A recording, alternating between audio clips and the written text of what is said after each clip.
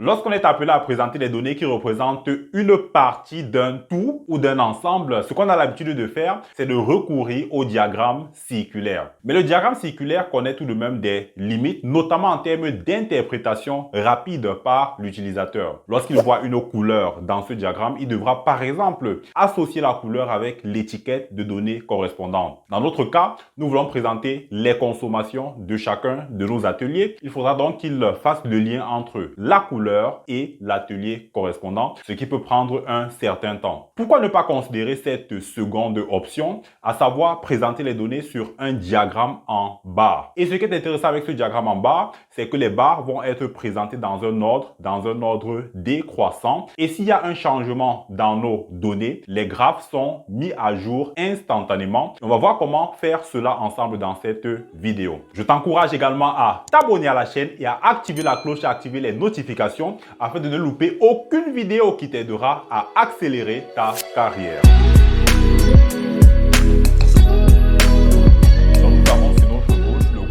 Ou alors les consommations de nos différents ateliers que nous voulons présenter sur un graphique dans un ordre bien sûr comme on l'a dit dans l'intro, c'est-à-dire que chaque barre sur notre diagramme va représenter les consommations d'un atelier et les barres doivent être présentées dans un ordre décroissant. Donc pour présenter dans un ordre décroissant, on a besoin déjà dans le tableau de définir un rang. Donc on va écrire ici rang. Ensuite ici on va recourir à la fonction rang R-A-N-G, n'est-ce pas? On va choisir cette fonction qui est proposée par Excel et qui a 3 arguments, dont 2 obligatoires. Premièrement, d'indiquer le nombre pour lequel on voudrait obtenir le rang, point virgule. Ensuite, la référence. La référence, c'est cette matrice. On va devoir mettre des références absolues avec la touche F4 parce qu'on va devoir recopier cette formule vers le bas et on voudrait justement que cette copie soit faite correctement. Donc, on va fermer la parenthèse à ce niveau et valider. Donc, nous avons ici l'atelier soudure qui représente, au vu du coût de fonctionnement de l'atelier pour la période en cours, eh bien c'est le premier, n'est-ce pas? Donc c'est le plus gros consommateur. On va donc étendre cela vers le bas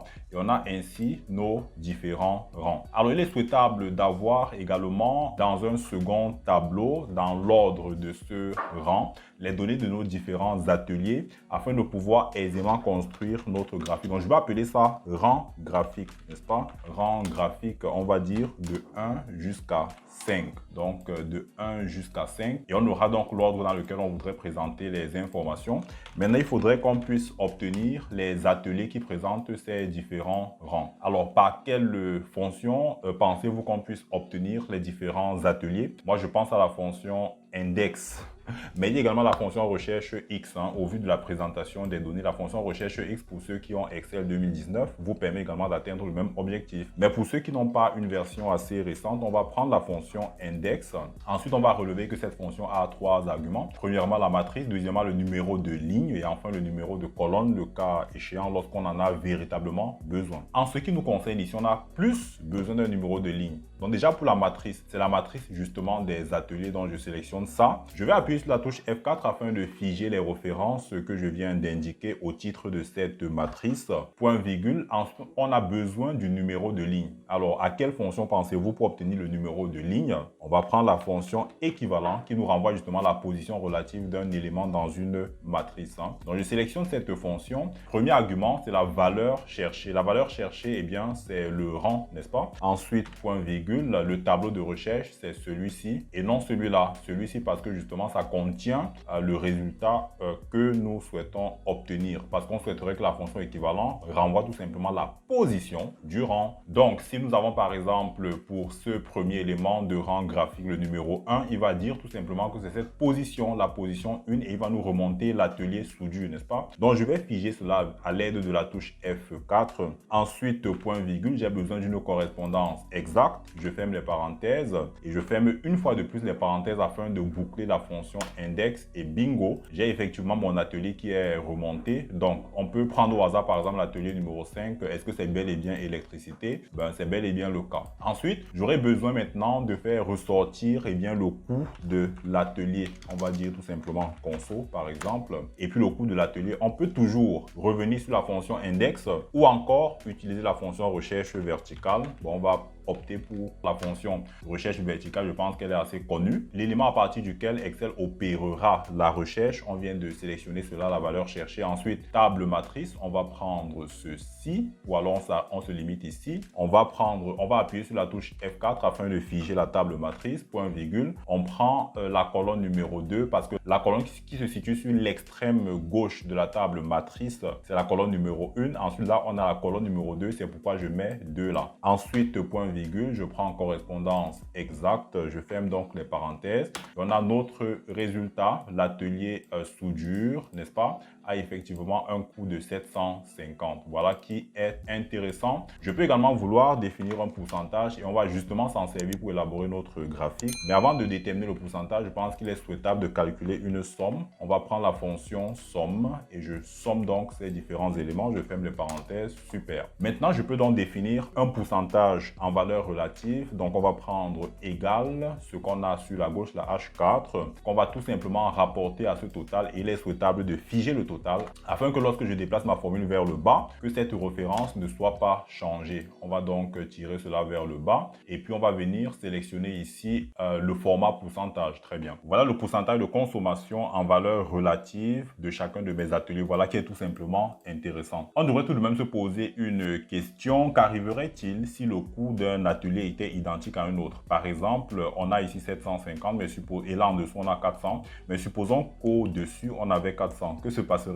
Là, c'est la catastrophe. Hein? On voit que c'est assez compliqué d'obtenir un rang identique pour deux ateliers. On voit donc l'intérêt de devoir tout simplement corriger cette formule. Et je pense pour cela à la fonction nombre si afin d'établir un ordre de priorité entre des ateliers qui présentent tout simplement la même consommation. Pourquoi la fonction nombre si? Parce que ça va vous faire ressortir le nombre d'occurrences pour une valeur identique. Donc, on prend cette fonction, c'est juste pour voir comment ça va marcher. Hein? La plage concernée, si nous sommes par exemple sur cette deuxième ligne, ce sera ceci. Je vais donc figer ce premier élément et vous comprendrez pourquoi je fige cela. Ensuite, je viens ici mettre point virgule. Le critère, tout simplement pour déterminer le nombre d'occurrences, c'est ce critère-ci. Et puis, je ferme les parenthèses et vous allez voir qu'à ce niveau, il est en train de me dire qu'il y a deux occurrences identiques pour une valeur de 400. Alors, mon objectif, c'est de pouvoir établir un ordre de priorité entre deux éléments identiques. Et par conséquent, si le premier élément identique, il est marqué par exemple en rang numéro 3, il faudrait que le deuxième élément identique passe en rang 3 plus 1, n'est-ce pas, en rang 3 majoré de 1, ce que je vais m'efforcer de faire à l'aide de cette fonction. Donc, je vais copier ceci, CTRL-C, on va tout simplement venir ajouter ceci à l'intérieur, donc plus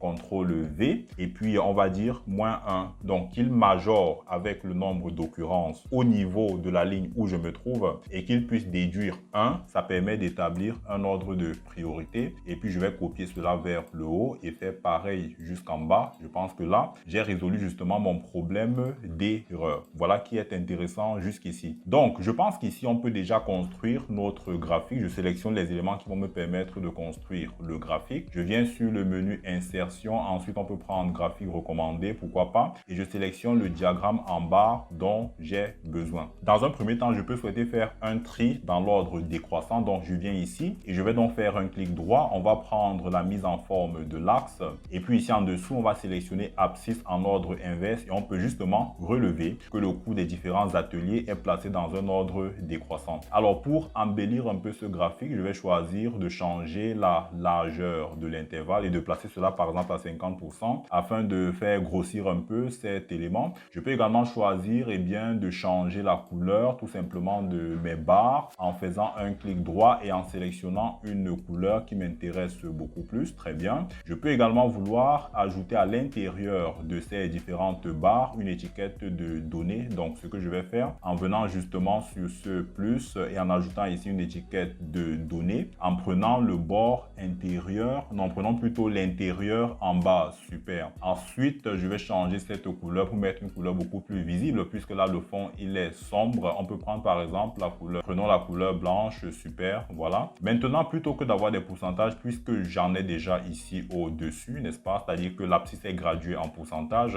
Je peux choisir d'afficher à l'intérieur les consommations en valeur. Donc, je viendrai ici et sachant que c'est un graphique qui est assez dynamique, hein, ne vous inquiétez pas, on aura justement les valeurs souhaitées. Donc, je viens ici pour l'atelier entretien, on va prendre la valeur que voilà. Pour l'atelier soudure, c'est le même procédé. Ensuite, pour l'atelier mécanique, on va faire pareil.